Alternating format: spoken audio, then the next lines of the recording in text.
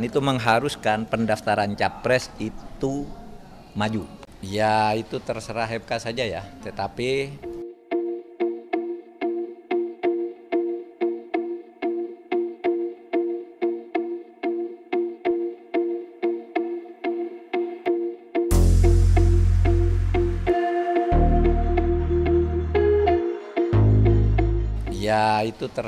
saja ya, tetapi bahwa pemilu itu pendaftarannya diajukan itu ketentuan undang-undang.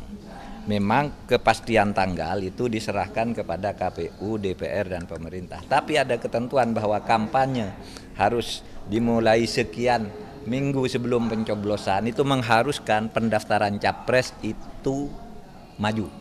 Itu aja. MK harus tahu itu. Oleh sebab itu ya mudah-mudahan segera diputus saja lah. Sebenarnya kan gampang.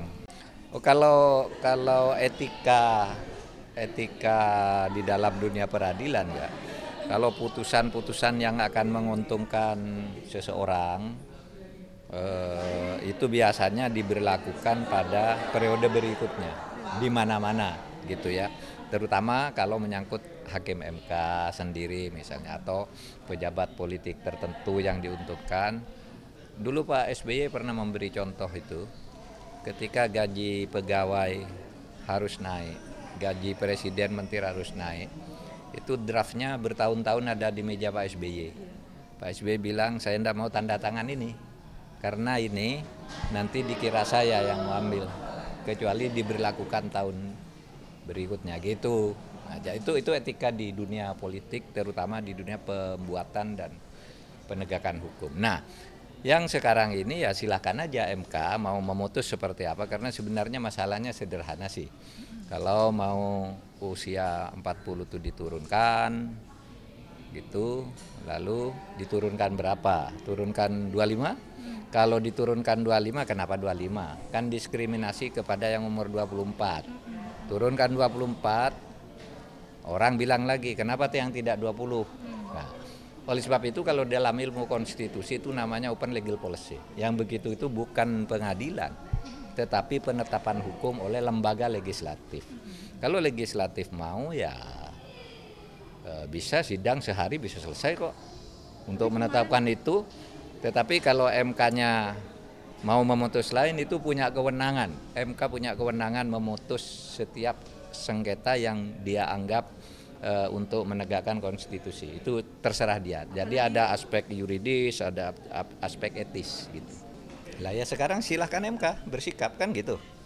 Sesuai dengan aturan, itulah yuridis dan etisnya, itu silahkan saja. Artinya kita manut aja karena itu tidak mengganggu proses. Ya, tidak mengganggu proses pemilu.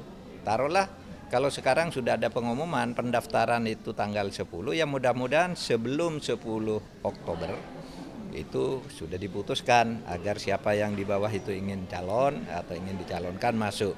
Dan 10 Oktober itu kalau dihitung dari sekarang kan masih sebulan.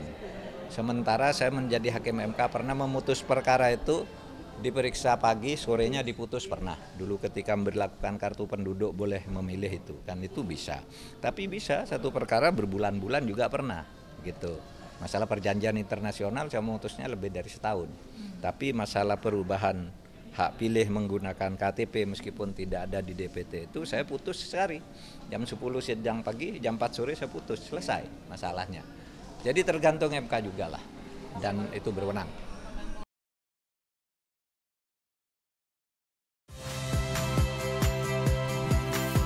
Saya Radi Saputro. Saksikan program-program Kompas TV melalui siaran digital, pay TV dan media streaming lainnya. Kompas TV, independen, terpercaya.